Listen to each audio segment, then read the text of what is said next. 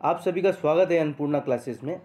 1/3 negative marking है आपके railway group D की। अगर आप प्रिपरेशन कर रहे हो तो कितनी नेगेटिव मार्किंग है आपके 1/3। तो क्या ये नेगेटिव मार्किंग आपके परसेंटाइल पर कोई इफेक्ट डालेगी? तो बिल्कुल नहीं डालेगी। ये जो भी 1/3 नेगेटिव मार्किंग है ये आपकी इफेक्ट डालेगी तो किस पर डालेगी? रो मार्क्स पर। तो सीधी सी बात है, रो मार्क्स पर आपकी इफेक्ट डालने वाली है। परसेंटाइल का फॉर्मूला मैं बता देता हूँ आपको। परसेंटाइल का फॉर्मूला आपके क्या है?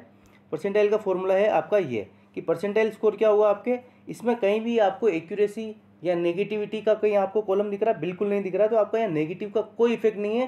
केवल और केवल अगर आप नेगेटिव ज़्यादा करोगे तो आपका रो स्कोर कम आएगा। ठीक है, समझ रहे हो? अगर आप नेगेटिव ज़्यादा कर रहे हो तो आपका रो स्कोर कम आएगा, इससे ज़्यादा आपका कोई इफेक्ट नहीं पड़ने वाला। इस फॉर्मूले में आप कहीं भी बता दो, आपको दिख रहा है क्या कहीं की एक्यूरेसी या नेगेटिव मार्किंग कहाँ दिखा हुआ है?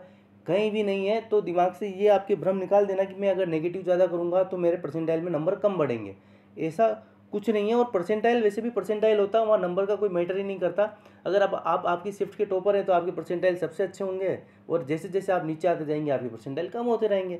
सीधी सी बात है। परसेंटाइल का मतलब सीधी सी बात है, 100 बच्चों ने एग्ज़ाम दिया, मेरी अगर फर्स्ट रैंक है तो मेरे 100 परसेंटाइल, मेरी सेकंड रैंक है तो मेरे 99 परसेंटाइल, मेरी थर्ड रैंक है तो मेरे 98 परसेंटाइल, इसी तरीके से मेरी फोर्थ रैंक है तो मेरे 97 परसेंटाइल, और इसी तरीके से अगर मेरी 50वीं रैंक है तो मेरे परसेंटाइल कितने हो जाएंगे? 50 परसेंटाइल हो जाएंगे। मतलब आपकी रैंकिंग पे डिपेंड करेगा परसेंटाइल।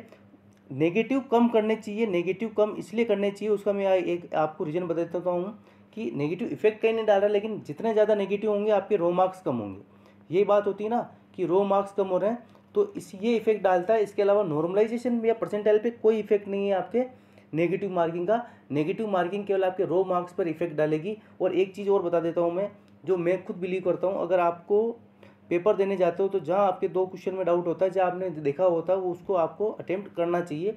क्योंकि अगर आपने मान लीजिए 10 क्वेश्चन भी अटेम्प्ट करे और उसमें से अगर आपके 3 भी सही होगा तो भी आप वहाँ पॉजिटिव में चले जाओगे, वहाँ नेगेटिव नहीं जाओगे। क्योंकि इसके तो आपको 3 नंबर मिलेंगे और 7 गलत होंगे, उसके 2.66 माइनस होंगे। तो अगर 10 में से अगर आपको जहाँ 2 ऑप्शन में डाउट हो रहा है वहाँ नहीं, ऐसा नहीं कि जहाँ आपको जानते नहीं हो, जहाँ आपको लग रहा है कि इन 2 में से हो सकता है, ऐसे डाउटफुल 8-10 क्वेश्चन आपको मिलते हैं, वो आपको करने चाहिए। क्योंकि 10 में से अगर 4-5 भी आपके सही हो गए तो आपको पॉजिटिव में लाएगा, वो नेगेटिव में बिल्कुल नहीं ले जाएगा। तो होप ये चीज़ आपके दिमाग में क्लियर हुई होगी।